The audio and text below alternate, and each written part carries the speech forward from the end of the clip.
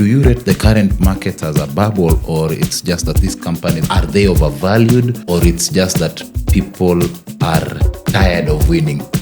Well, I wouldn't say tired of winning. We are not yet tired. The US stock market always goes up. So you foresee sustained prices of oil below 70, at least for the foreseeable? I would say below 60. Oh, wow. Hi, traders. Welcome yet to another episode of Bullish Banter. Last time we went deep dive into crypto with CJ. How did you find the episode? I think it was great. Key highlights, Trump, yes.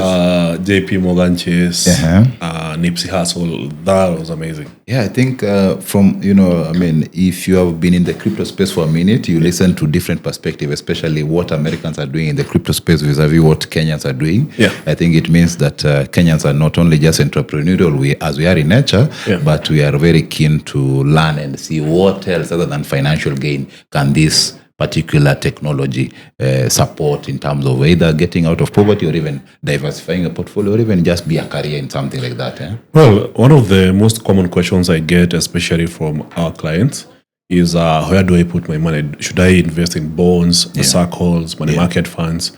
And now looking at Bitcoin, up 102% in the last year. This year so far is up about 32%.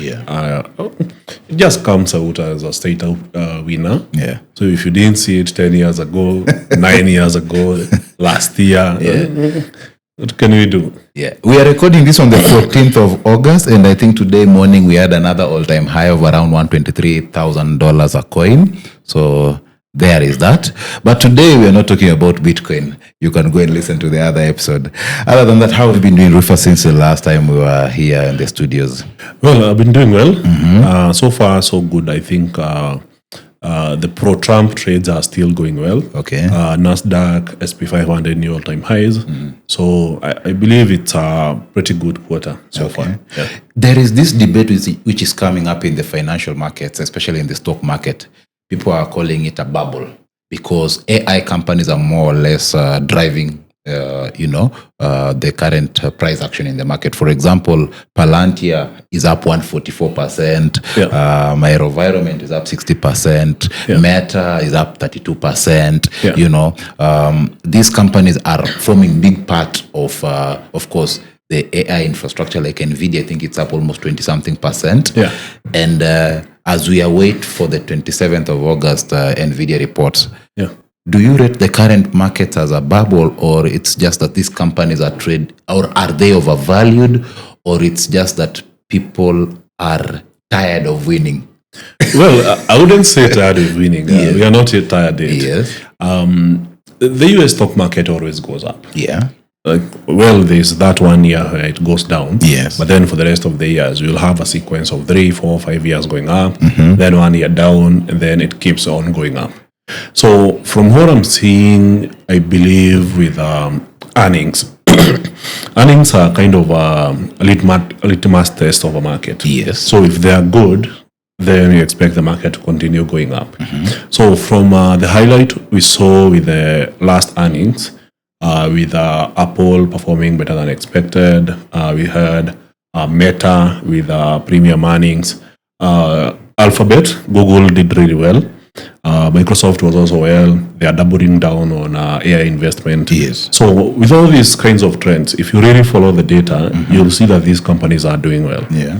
So the earlier fear that the market was having, especially around April, that tariffs would wreck these companies down, their revenues would be affected. From April to August, that's around 4 months, and the companies are still doing well. So when you see those fears, they basically increase the risk in the market. But then once the fears are eliminated, markets tend to recover quickly. Okay. So I would say we are having one of the best bull runs of our lifetime. And whenever there is a strong rally, the biggest fear is, especially among traders and investors, is buying an investment right at the top. Okay. So it has happened to me before. I remember buying Bitcoin at what?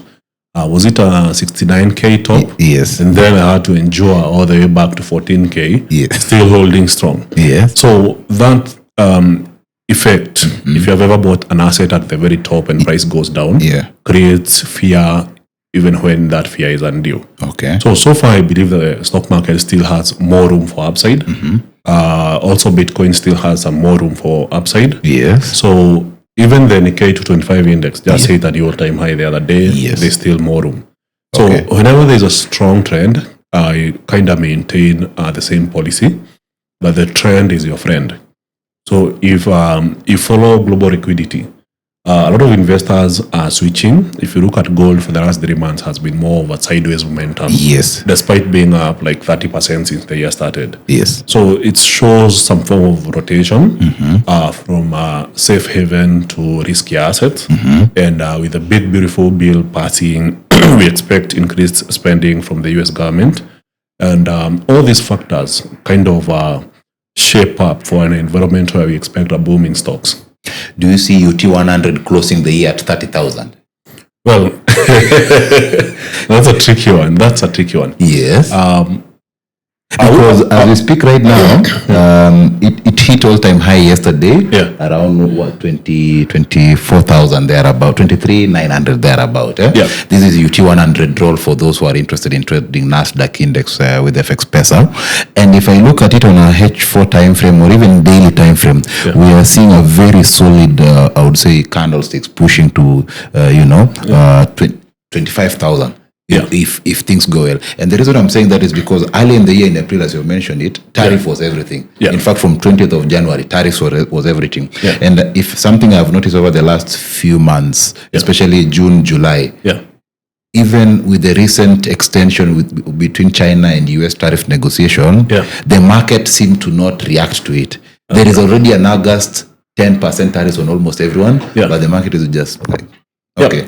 So from what we saw, the big announcement on April 2, Liberation Day, the markets were very afraid of how the tariffs would impact like the global economy, companies individually.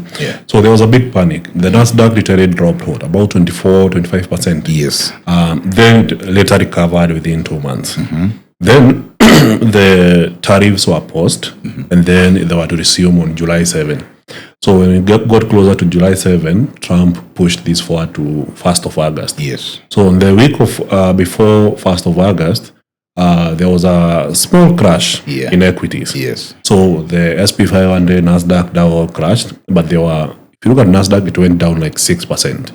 Meaning that the fears we had on April 2 compared to August 1. Remember, it's the same tariffs that were paused for 90 days, just coming back, but in this time, the market just went down 6%. Yes. So now it's more like a taco trade. A taco for Trump always chickens out. Yes. So regardless of how big he tries to make the announcement be, we see him coming back from it. With his recent negotiations with China on tariffs, looking to extend the tariffs for another 90 days. Then it becomes something of, I would say, priced in, similar to what we saw with COVID. The first time, governments announced that we are putting the economy on a halt, we are going on lockdown.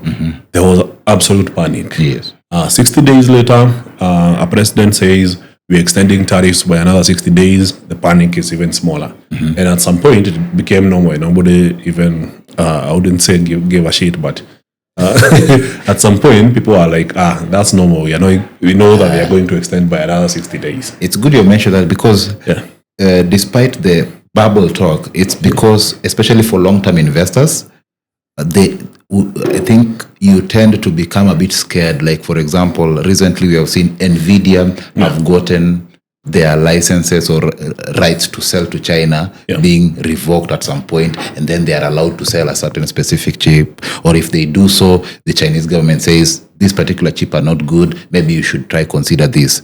And it begs the question, is it becoming, do you find this market a bit unpredictable to trade or to invest? And to trade a bit good to find setups. Is that the case that you're seeing in the markets currently? Honestly, it's pretty easy. Like a big bad announcement. Our market goes down 5-6%. You just grab the assets at a discount. Okay, that would require somebody at least with a good skill and the timing to do that, right? Yeah, it's more or less like there's a big announcement, you see panic selling, you wait, you start looking for your charts, look for evidence that buyers are coming back. Yeah. Once you got the evidence, you start squeezing in. Okay. We saw it happen earlier in the year when Tesla was down like 50%. Yeah. Quick buy, we got back Right up. now it's just down almost 6%. So it has recovered almost 30% of that drop. I'll give you an example. Supermicro was up 100% in the first 3 months of the year. Yes. A few moments later, then there was a panic. I believe that was from around April. Yes. Dropped like 50, 60, 80%. Then, in the last 3 months, it has rallied. Now it's still up 60% year to date. Yes. So all these, it's becoming like a cycle. I would say this is based on asset specific, not like the entire market, at least for you. The same thing with Broadcom. Like it's so widespread that you can see the same kind of market behavior on the Nasdaq, which is the biggest benchmark index. Yes. Sorry, the SP 500. Yes. You can see it in Nasdaq. You can see it in Dow Jones. Yes. We also saw it in earlier in the year on the Nikkei 225 index. Nikkei and even UK 100 roll as well. The FTSE. Yeah. Now, the reason I'm saying so is because if you've mentioned already, gold is ranging at for the last almost a month or so. Yeah. Maybe why do you think it's behaving like that? Well, there was all this panic and fear around markets. Yes. So, would you be confident, let's say around April 2, with all the hype about tariffs, to go for a risky, let's say, American stock, and you could just park money in gold and get 10, 20, 30% within a year? Yeah. So that at that point, with all these, every news station talking about tariffs, I remember even South Africa got like 30% tariffs. Yes. Even the penguins of Madagascar got some tariffs. That was get a tariff. Yeah. So if you look at every country, even central banks, you look at the Central Bank of Kenya and looking at their monetary policy decisions. Before they decided to cut interest rates, they were like, we are also looking at overhead risks around Trump's tariffs and how they might affect our economy. You go to Japan, they are doing the same. China Central Bank was talking about the same. So it wasn't a worry just for investors. It was a worry at company central bank monetary policy level. Yes. It was a worry at a company level. I remember it was like 2 days to the April 2 tariffs where Apple had to send jets. Jets. Boeings to go and pick the new iPhones that are coming out. Before the tariff slap thing. So the panic was everywhere. But now with the impact of fear gone, what we are seeing here is more risk appetite. And with more risk appetite, there's no limit to the upside of a stock or a stock market. So even if we see stocks trading at a much higher multipliers, 60, 67x compared to SP 500, 23, we are just seeing more and more for more trades.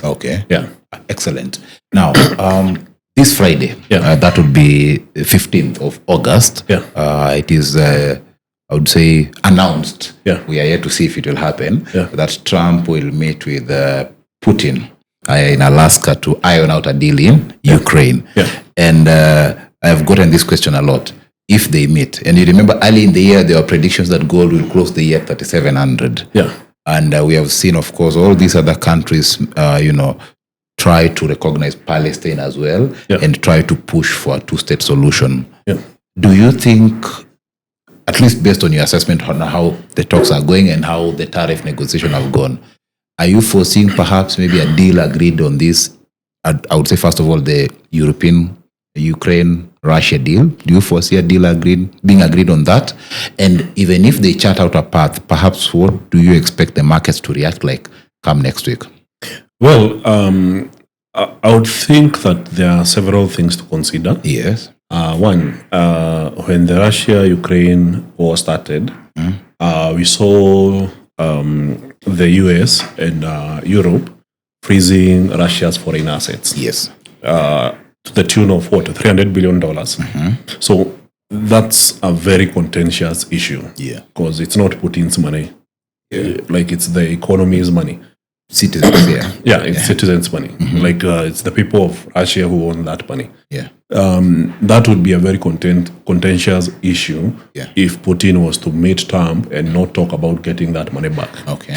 We know some of the European countries have been using profits from that money in their budgets.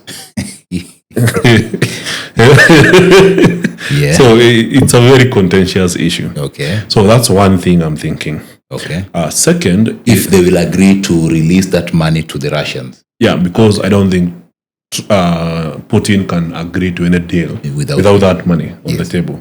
Okay. The second thing is Russia's lifeline.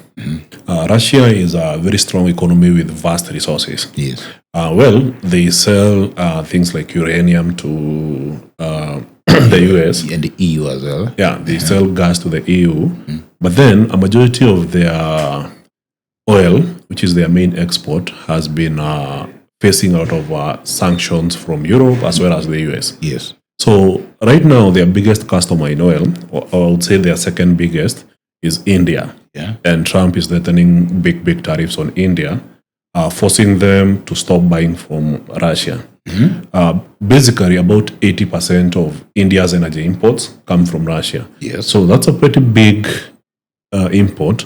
Yeah. And that's why they were slapped with the almost 35% tariffs just recently. Yeah. So we are looking at an economy with over 1.2 billion people. Yeah, all getting 80% of their energy needs from Russia. Yes. So if you are looking to make it expensive for them and punish Russia for that, I believe that will be a key negotiation deal. Okay. So one of the key assets I'll be looking on the financial markets is oil. Okay. If at some point the sanctions are removed and Russia is allowed to freely sell their oil to the West and to India and any other country, now that would be pretty big. Of course, there would be an uptick in supply, so oil prices could drop further. Okay. The other thing, so we have looked at the $300 billion. Yes. We have looked at oil markets. Oil markets. Yes. Now we are looking at NATO. NATO, of course, will be a big deal. Yes. So, of course, will Ukraine join NATO if they agree on a peace agreement? Will Ukraine have its own security? Will it continue getting support from the West? So, a potential peace agreement would really involve the NATO a lot. And of course, the NATO has been increasing its budget. Defense budget, and I think almost all the countries are meeting the 2% quota. And not that just they are meeting, they are worried about this meeting specifically favoring Russia as opposed to restoring peace. The reason I'm saying so is because we have seen reports of a deal involving maybe giving part of the already occupied countries or regions to Russia, and I'm like, this is just postponing the problem to a later date. Maybe the political leaders capturing big wins.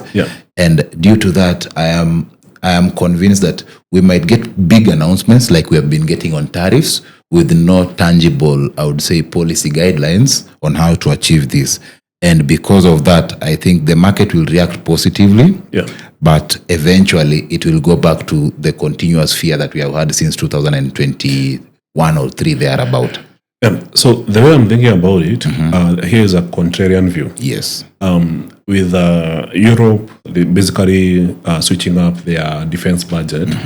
Some of their top defense stocks have been doing really well. Yes. If you look at a company like Rheinmetall, it's up 172% since the year started. Yes. Germany's biggest military contractor. Yes. So if there is no war to fight, well, you have yourself to defend yourself. Yeah, but some of these contracts are pegged on consistent demand for like military support for Ukraine. Germany is not at war with any country. So if they are consistently preparing and supporting Ukraine through these companies, and investors have been eyeing this projected war between Russia and Ukraine and investing in these defense companies, what if all of a sudden there's a peace agreement? Of course, some premium would be eliminated from these defense stocks. So good chance that we could be seeing a significant drop. I remember we talked about AVAV, the AeroVironment, the company which is involved with drone manufacturing in Yeah, the US. they basically make the kamikaze drones. Yes. So far, they are up 60% year to date, and this is an American company. If they are no longer supplying like a lot of drones to Ukraine, to Israel, and there's all these new peace environment, then the premium will have to come down a bit. Yes. So that's my contrarian view on defense stocks. So you are looking at them suffering from that, Yeah. but maybe perhaps I would say if at all a peace agreement is achieved, for me personally, I think it's good for the people of these particular countries which are involved in this war. Absolutely. And then I think they have suffered enough. If a stock of a company drops by from 133 to 33% year to date, Yeah. I don't think that removes food from somebody's table. It just means that the demand for it is down, which is okay. Yeah. But at least they can find a new market for those who are looking to defend themselves, probably at a cheaper price there. Well, like we are always like pro people. Yes. There are no winners in war. Definitely. But when it happens at any given time, investing is amoral. Like the sad reality. the sad reality is sad investing reality is amoral. Yeah. And if a particular asset is moving up or down, Yes. somebody will take advantage of that. Yeah. Now, this month, I think we have been following Jackson Hole Symposium. Personally, I've been following it for over 6 years. They do have a collection of very interesting, I would say, research papers which are presented there. For those who are, I would say, avid readers, you can always check the Jackson Hole Symposium website for past articles which have been written. And this year they are focusing on labor markets. Why I'm saying this is important is because when NFP dropped this month, the numbers were extremely poor with significant reduction of up to 250,000 jobs. Yeah. And that signifies that the economy is hurting, but it is not evident in the other datas. The same way we normally say you might have your GDP up, but I don't have money in my pocket. So all those numbers are good in your papers and your presentations, but so long as they don't have money, the economy is not doing well. And then Trump was very angry and he fired the BLS chief, the data statistician, appointed a more favored, of course, the one nominated recently. I'm not quite familiar with the name, but I think he's part of the, from a Republican, basically, party, that is. And this was because he felt like the data were questionable. I mean, we have always questioned the data before, but I think the market prefers some degree of neutrality or predictability. I believe the Statistics Bureau of the US, they have been playing a very bad and political game. Okay. We saw it in September last year when they did an update on jobs, and then they revised down jobs by about 800,000. Yes. Meaning that they were falsely reporting for the better part of the year. Yeah, for 8 months, they were basically reporting better jobs than expected. And then they revised downwards, which was a campaign year. So in this case, if you think about it that way, it was a campaign year. They were reporting jobs higher and then revising lower data. Then on Trump seeing them do the same for 2 consecutive months and revise jobs over by 250, he was like, wait, so last year you were doing this intentionally so that I can lose the election. You're fired. Okay. Now, that's okay. And it's fair. But do you think now that they are playing this political game, and as we approach the Jackson Hole, we'll be hearing a lot from the central bankers and policymakers. And we have seen investors take a pause. Because yes, it's a political game, but it's better a political game that we are familiar in than a political game that is ad hoc. Do you think the coming NFPs will be very sensitive, especially if we find the next NFP data are now skewed up by almost 500,000? Well, it's a bit tricky. I don't know how to explain it. Rather, ignore the expectations, reaction to the market. How do you deal with such a situation whereby you are not sure if this NFP will be valid and how the market will react going forward? I think the bigger fish is interest rates. So all this data is being manipulated to manipulate interest rates. Okay. Like we know that the Fed has a mandate Yes. to maintain stable prices. Yes. So if the inflation report is not accurate, then it will have an impact on the Fed rate decision. Okay. So if you're looking at GDP, if it's not accurate, it will have an impact on the Fed rate decision. So if you look at the jobs data, we know that the Fed has a mandate. So if the unemployment rate is rising, then the Fed naturally has to cut interest rates. So the Fed has to naturally cut interest rates if the unemployment rate is rising. Yeah. So what happens when you have a statistics bureau that is undependable? So they're not making 1-2% margin errors. They're making significant errors because 250,000 is not just a number in an economy. Yeah. That is a big number of those who depend on federal government for social security, Yeah. and that means increasing. Already the big beautiful bill increases the deficit by almost $1 trillion, Yeah. and then you have 250 just within a quarter. And if you do these revisions for 3 quarters by the end of the year, it means the economy has lost at least 1 million jobs. Well, think about it this way. Yes. All economic planning Yeah. is dependent on jobs. Yes. How many Americans are working? How much tax revenue are we expecting to collect? And think about spending. How many Americans are going to afford insurance? How many Americans are going to afford healthcare, transport, and so on? Yes. Even the amount of oil that will be supporting the economy has a function of the number of people who are working. So if in 2 months you overestimate the job report by 250K jobs, what if you continue doing the same job and down the year you have overestimated by 2 million? Like every projection will be wrong. Yes. So it's very critical that that data is accurate. So I believe that was the right move by Trump. But then on oncoming non-farm payroll jobs, I would say the Fed will be more focused on inflation than on jobs. Okay. Yeah. So jobs are evidently weak. Like that overestimation for 2 months. Either way, it is bad. It's bad. So we have established that. Now, Yeah. on the other supporting data. Yeah. So we have seen yesterday, I think Scott Bessent hinted at, although today that will be 13th of August and then today 14th of August. Yeah. He hinted that we should be down almost 150 basis points. Yeah, 1.5%. Yeah. Yes, but right now he's like, I did not mean that. I think we should cut it, but at an appropriate level. Are we likely to see maybe Powell, in the next few months, further supporting weakening of the dollar by cutting rates, maybe by a surprise 50? Well, I believe especially after the comments that he will make at Jackson Hole. On one side, there is a lot of political pressure to cut interest rates. Yes. Both from Trump and Scott Bessent. Yes.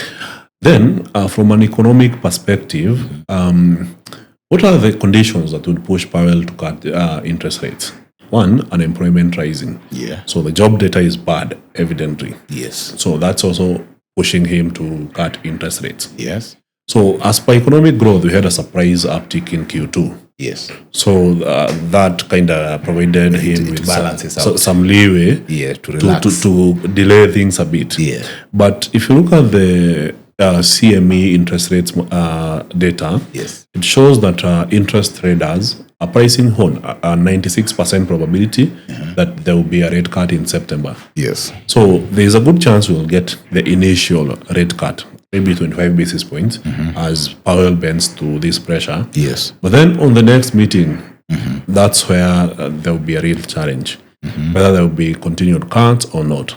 But then if you look at the global trends, with the ECB cutting to 2.15%, there is already what I would say divergence in the central bank policy, meaning that you can easily borrow from the EU and invest in the US. And if you look at stocks from both sides, I believe the American side is benefiting. Okay. Yeah. So you think maybe we might just have one just to calm everyone and maybe ease the anxiety. Yeah. And then because I also there is one new member of the FOMC who is yet to be nominated. Yeah. So that will definitely change up the equation as we head to, I think he'll be retiring next year in May. Yeah. So that means change in leadership, change in the tempo in which Well, think about it this way. Yeah. An economy like the US, which has the most premium bonds in the world. Yes. Like any investor, you would have to convince an investor to invest in your bond as a country compared to the US. They will ask you, why should I put money in your country when I can just park it with the US and get this return? Yes. That's the kind of reasoning we get in bonds. So go back to COVID. After COVID, like the US was like, we are cutting interest rates. We want to support our economy. They printed trillions, gave stimmy checks and everything. Yes. And this brought out of inflation in the US as well as other economies. So the US as a natural leader told central banks, now we are hiking interest rates. So they all hiked interest rates to their level best. The US got to 5.5%. These other economies got to around 5% on average. For smaller economies, we went even higher. In Kenya, we went to 13.5%. Yeah. So when every country jacked up their interest rates, high interest rates are usually negative to economic growth. Yes. So when these countries started feeling the impact of this, they started cutting interest rates again because inflation had already dropped. And to you their need to targets. spark growth and everything. Yeah. So they started cutting real fast. I remember Canada was like super fast in cutting their interest rates. Now, you notice that they all went up. Yeah. But then when they started cutting, the US was like, we're good with this. We're good with this. You cut yours. For us, we'll take our time. Yes. So now all these economies have been cutting interest rates, and the US is left with these high interest rates. So far, 4.25 to 5%. Yes. So with that kind of divergence, it means that capital is flowing to the US. Yes. So it feels like a con game. Like, you guys cut all your interest rates, so guys can borrow from your economies and invest in our economy. Okay. So with that kind of divergence, we can see global liquidity increasing and capital flowing straight to the US. It's interesting that you mentioned so because there was I think for traders you can go and verify. There was a report that the ones who are driving the stock market uptick, the biggest participants in the last quarter, especially I think this was after Goldman Sachs released their earnings report, and their brokerage revenue grew by almost $500 million.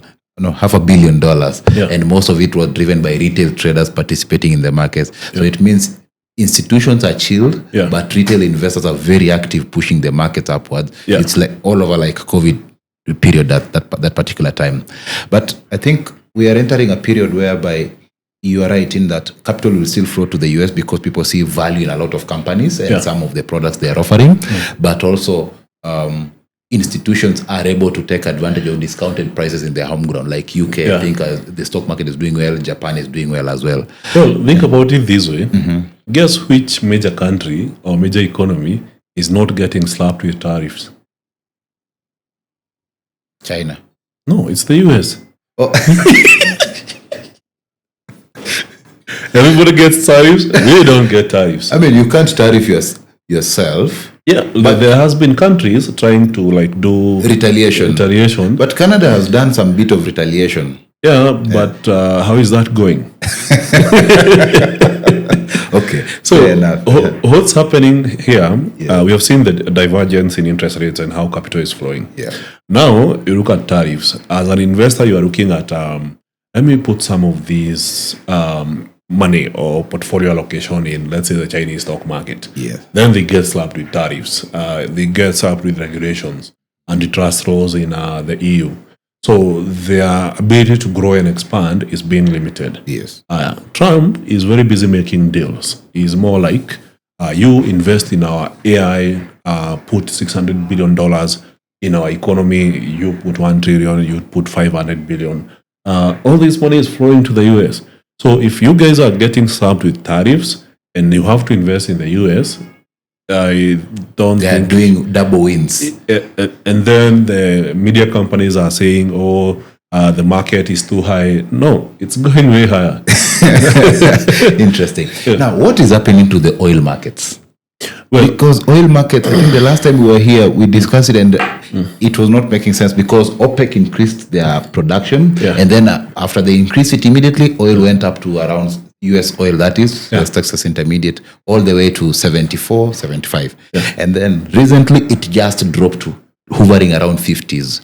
What is happening in that particular market? And from a trader's perspective, how do you approach even to trade such a market? Because personally, at some point, I took a pause from it. It was not making sense. Well, I would say this. Looking at the Biden era economics, this is when you had oil shooting, even at some point hitting what, 130 per barrel. So that was really bad for the US economy because it had a direct impact on inflation. So I was watching CNN. I don't think, I wouldn't say they are the best source of information, but the guest they had invited is a pretty good analyst. So that's why I'm referencing this. So he basically said that one of the key reasons that Americans came out to vote for the Republicans was based on inflation. The promise that Trump would lower inflation.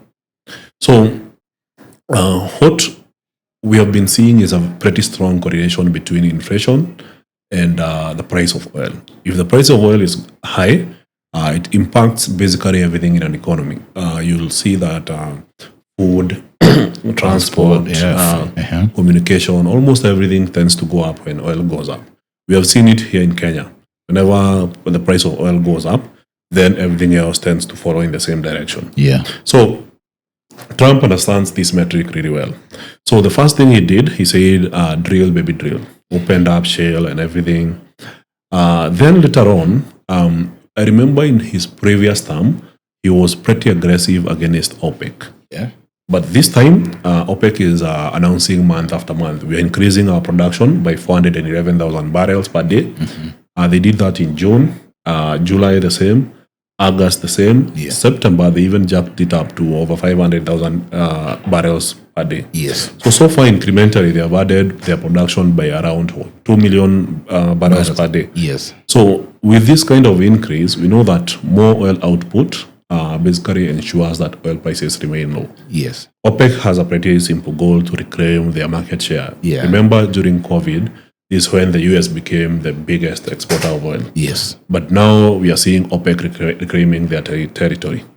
So if, and this is a big if there's a deal between Putin and Trump to end the Ukraine war and Russian oil resumes in the market, then that means even more oil in the market. And that would likely lead to sustained low prices. So for any president in any country, the number one thing you want once you're elected as president is oil prices to remain low. That will give you some peace of mind. If oil prices are jacked up higher, you get inflation, you get all these kinds of problems. So Trump really wants oil prices to remain low and then to expand the manufacturing capacity of the US. So you foresee a sustained prices of oil below 70 at least for the foreseeable? I would say below 60. Oh, wow. What is your, maybe if the prices keep on falling and again, big ifs, all these conflicts are resolved within the next 2 or 3 months, or rather come to an agreement, especially on Friday, what is your target price? Well, if there's an agreement, of course there would be panic selling. So that would likely even, we could see $49 per barrel. And of course that would be a purchase price. Like, wouldn't that make now oil producers, because they'll be running on a loss in terms of producing a barrel, they'll be paying more to produce it. Wouldn't that now make them again hint at reducing production in the future? So it's more like the market reacting, like more of these oil contracts, they are held by banks and hedge funds and traders. So if at some point there's an agreement and there is panic selling, you see, let's say a sharp drop to 49, and then the price catching the bottom. Or will it be a falling knife? It's more of a drop and then it go back to range. I think the market, for me, At some point over the last maybe few days, I've been looking at it as a bit unpredictable and more or less expanding the view to long term, seeing what is the potential of it. And I think for a commodity like gold, which has been ranging per se, I would say this political agreement would really give clarity in the long term view, so that if you are a swing trader, you're able to say, okay, this is my target range for me to enter and exit, and therefore I'm able to, I would say, operate within those terms. For I would guess scalpers and the day traders, I guess your strategy determines how you go about it. I think if you look at the previous term with Trump, he was pretty adamant that we are going to build a wall between the US and Mexico. Yes. One of the biggest suppliers of cement in the US was a company called Cemex. Yes. And it was up like 100% on that year. So whenever Trump says he's pushing in this direction, I believe his word kind of sticks. That is, if it has political benefits. So while and he has acknowledged it, that the big tariffs are more of a negotiation strategy.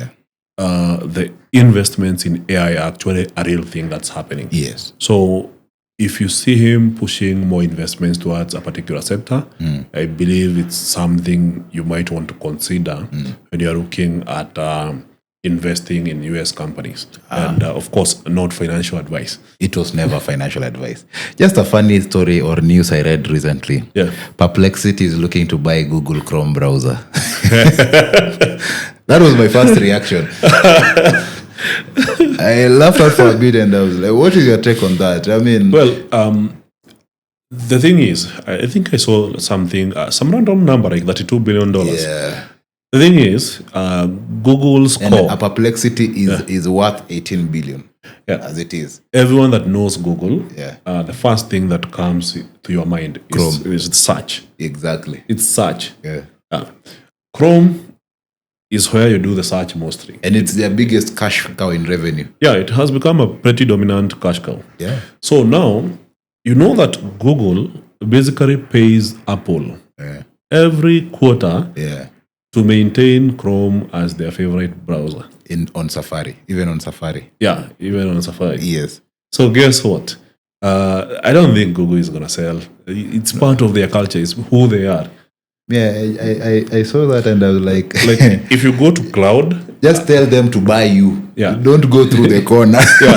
You see, like if you go to cloud, there's no way Google is becoming the dominant one when there's AWS. Definitely. If you go to video streaming, yes, YouTube rakes in some good cash. But Netflix is still king. If you go to AI, I don't think ChatGPT. They can beat ChatGPT. Even I saw Elon Musk trying to complain recently. I think this week he has been ranting a lot. But the market share of OpenAI is almost 88%. And then the rest share the 12. So I think even he's complained that Apple favorized whichever AI instead of it. Personally, I don't know. Grok, you use it on X just to find real-time news. But if you want deep research, you'll go to either ChatGPT Pro or maybe Cloud or Gemini. Personally, my best deep search... you see? I wouldn't... okay, there's the Chinese AI DeepSeek. It kind of rhymes with deep search. But whenever I'm looking to do something deep search, I go for Grok. Whenever I want something that... considers a wide variety of perspectives across the broader internet, I go ChatGPT. Fair point. Maybe as we wrap it up, any word of advice, parting short, Well, what is interesting going on from your world? As always, I know, especially in the trading scene, there's all these strategies coming up. There's ICT concepts. There's SMC, price action, everything. Reversals, breakouts. At the end of it all, as long as you have an edge, all that differentiates good and bad performance in trading is your discipline. So I would say my parting shot would be trade responsibly, be very disciplined, and of course, be consistent. And that means turning up every day, even if you don't have to execute a trade. Thank you. I cannot top that. Until next time of Bullish Banter, do not hesitate or do not forget to rather share, like, subscribe on TikTok, on Instagram, on X, and on YouTube, FX Pesa. Of course, you will still also find us on audio on whichever DSPs you use, be it Apple Podcast or Spotify. Do not forget to also share your reviews, comments, likes, and of course, if you have any questions for us, we are always welcome. You can find me at Ogola J4 on X. Rufus KE on all platforms. Yes. And today I have a special shout out. I know if you've been following this particular podcast, you've been wondering if besides Rufus and Jesse, who else is there? Of course, big respect to FX Pesa, who has been powering this podcast from day one. And of course, our video producer, I am Nate Christian. You can check him on his socials. Yeah. Here, every graphic that you see, videos, this has been his work. And of course, we appreciate the good work he's doing. If you have seen the redesign of our videos and everything, it's all him. Yeah. Of course, EPL is back. Do not forget to join our Bullish Banter Fantasy Premier League. This time we are big and better. Adios.